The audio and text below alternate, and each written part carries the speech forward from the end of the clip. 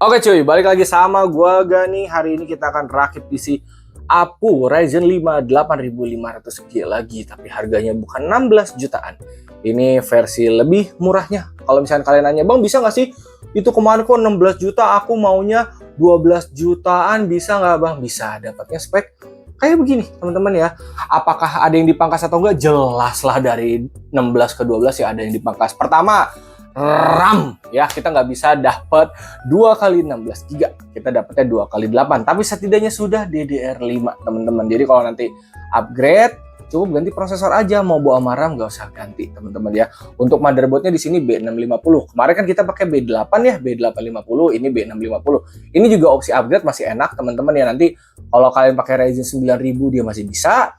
Mau naik ke Ryzen yang nanti baru rilis, yang AM5 juga, itu juga masih bisa di B650, tapi mungkin harus update BIOS kali ya, karena setahu gue yang nggak update BIOS tuh yang B850, B650 harus update. Tapi ya lihat ke depan aja ya, update BIOS juga itu memang biasanya perlu juga kalau untuk upgrade teman-teman ya.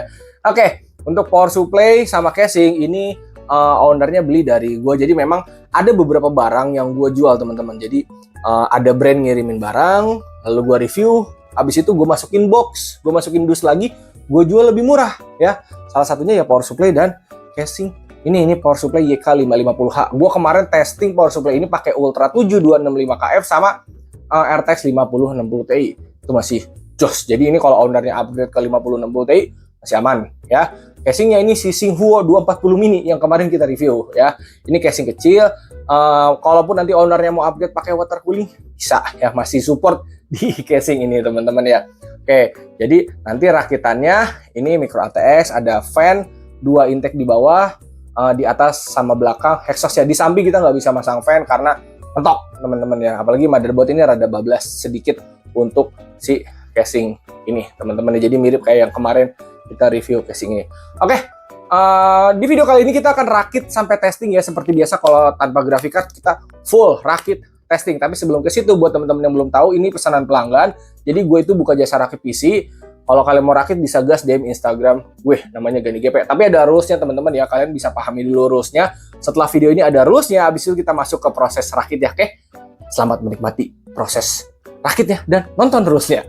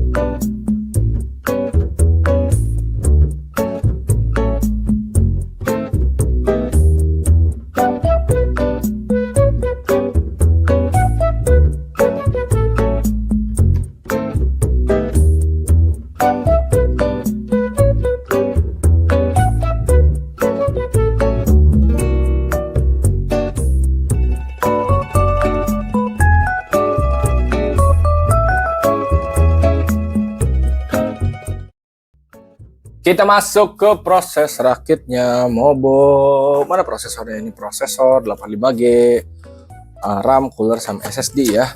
Untuk prosesor nanti VRAM-nya kita bikin jadi 4 GB teman-teman ya. Oke, jadi RAM-nya sisa 12. Cukup. Oke.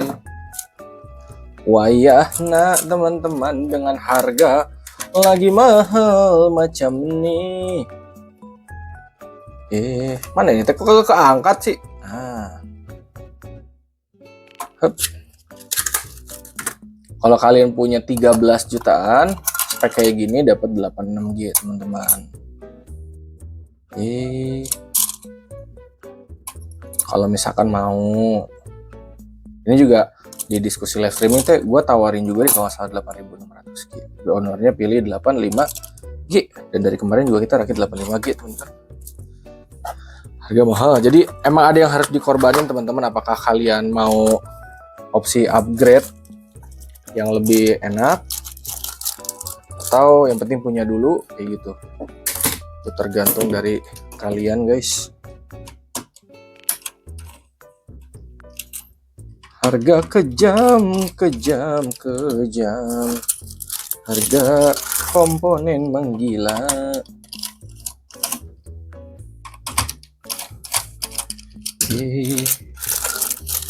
Hup. Kita pasang apa ini namanya tuh? Bracket. Mana obeng-obengku? IM4 and IM5. Si cooler Oci push.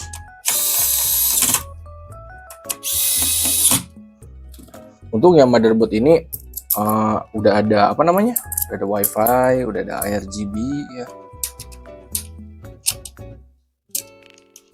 Oke, kita lanjut. Satu lagi.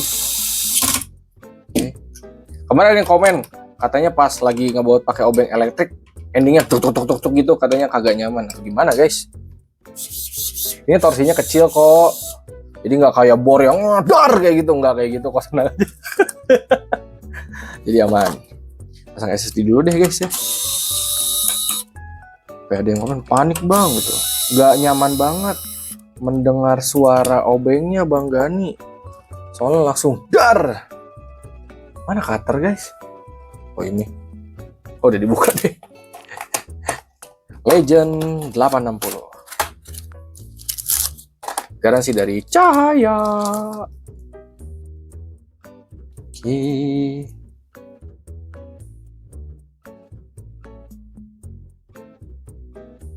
kita masukin SSD-nya. Ini mah nggak ada baut-baut lagi di sininya, udah tinggal kunci yang dibaut di heatsinknya guys. Nah, HP kayak gini tuh selalu nempel. Masukin dulu. Oke, kalau udah tinggal balikin gini lagi, baut. Satu lagi. Ya guys, harga. Berita kan katanya ada produsen Cina katanya mau bikin RAM, ya kita doain aja guys biar harganya normal. Mengerikan harga RAM sekarang. Nah, ini kita ini pastanya. Habisin aja guys, cuma satu kali pakai soalnya pasta beginian. Dan emang sebiji jagung juga keluarnya. Nah, plastiknya buka. Bang Gani, plastiknya buka Bang Gani. Ingat zaman rakit Athlon 3000 G guys gue. Pakai cooler Deep Cool Ice Age Mini FS. Plastiknya buka, nggak dikasih pasta. Padahal dari coolernya pastanya nempel di bagian tembaganya guys. Bagian tembaga, bagian heatsink bawahnya tuh. Jadi emang nggak diplastikin.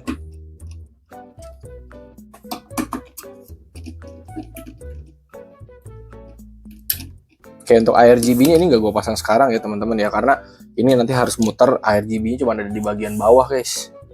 Jadi kita colok PWM-nya dulu di sini, red.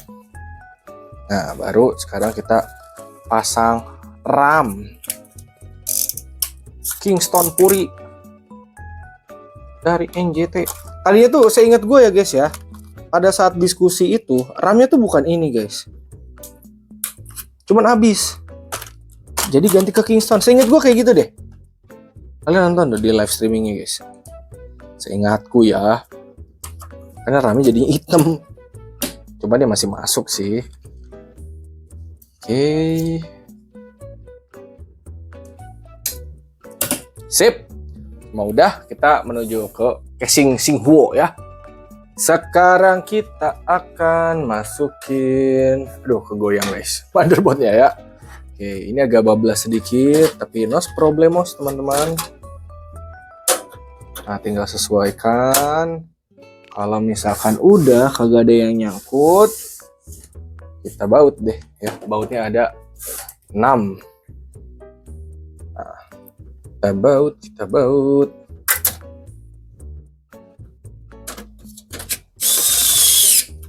Oke.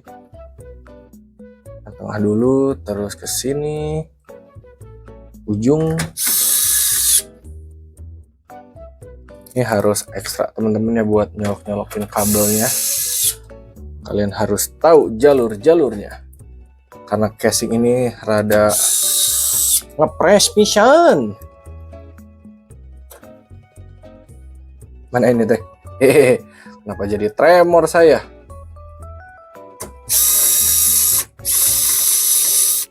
Masuk gak sih ini teh? Gue mencetnya bener kan ke sini? Oh, masuk guys. Tadi salah, malah mencet mundur. Nah, ini satu lagi di sini. Sip, udah ya, gue colok-colokin dulu. Habis itu kita pasang power supply. Oke teman-teman, setelah gue pikir-pikir, kayaknya gue nggak akan naruh power supply dulu ya, karena kondisinya kayak gini guys. Ini ada slot hard disk, udah gue lepas dulu ya, biar gue ngebaut-bautnya gampang.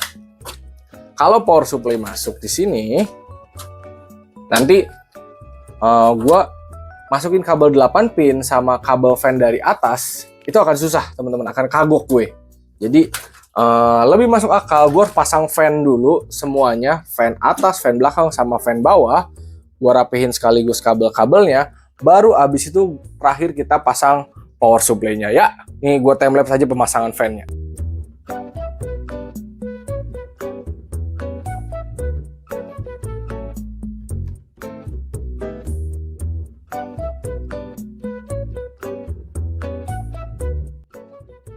Tadinya gue mau langsung pasang sekalian fan bawah teman-teman ya.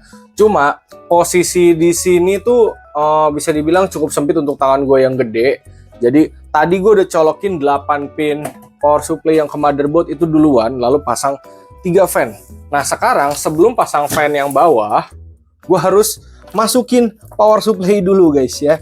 Jadi ini kita rapihkan kabelnya ya. Mungkin kelihatan akan pusing ya, tapi sebenarnya ini opsi terbaik ya untuk modelan rakitan kayak gini teman-teman ya. Oke, hanya diginiin, sama ini kabelnya dipisahin biar nggak pusing. Nah, baru masuk ke sini. Nah, paling bener itu seperti ini teman-teman. Oke, ini gue pikirin jalur untuk kabelnya, kayaknya lebih enak untuk masuk ke bawah sini teman-teman. Tapi di sini ada kabel 8 pinnya, jangan sampai ngalangin ya.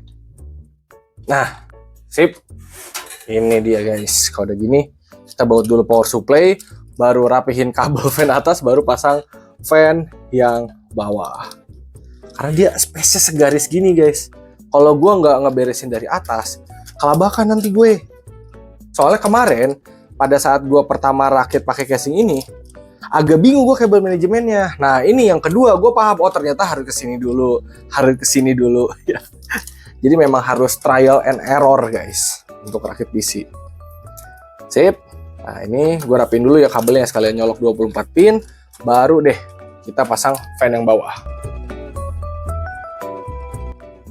Nah guys, kita sudah clear ya, dan ternyata yang sekarang bener-bener lebih rapih dari yang kemarin ya, karena udah ketahuan nih jalur-jalur kabelnya kayak gimana. Jadi kalau teman-teman ikutin tadi, itu udah bener-bener sesuai alurnya guys ya. Jadi pertama gue masukin motherboard dulu, colok kabel dari casing ya, ada USB 2, USB 3, audio, front panel ya, itu dulu.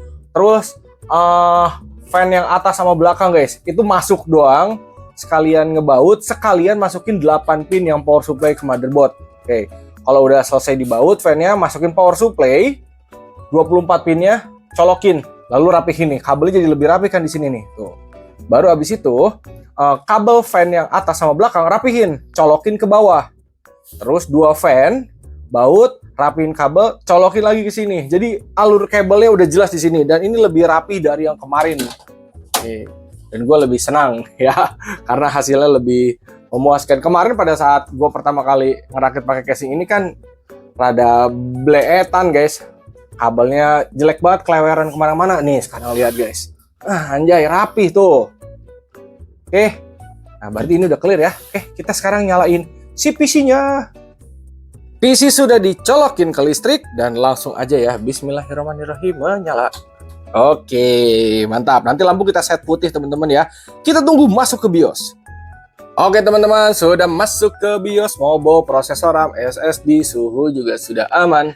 Oke, ini gue install Windows dulu sama naikin VRAM-nya, baru abis itu kita cek and recheck dan kita testing. Ini dia PC-nya teman-teman ya. Sudah gue install Windows dan kawan-kawan, VRAM udah naik ya. Kita cek di CPU Z udah kebaca 85G, 6 core 12 thread. Di sini juga di GPU kebaca 4GB ya, suhu mah aman ya. Di idle di 30 sampai 50-an derajat, masih di bawah 85, cuek aja. NVMe kebaca ya. Sama speed juga udah cukup. Sama untuk daya ini masih di bawah 100 watt ya. Oke teman-teman, abis ini kita akan testing gamenya, jadi teman-teman tinggal nikmati aja. So buat teman-teman yang mau rakit bisa gas, DM Instagram gue namanya Gani GP ya. Kalau minat sama komponennya, linknya gue drop di deskripsi. Oke, semoga bermanfaat.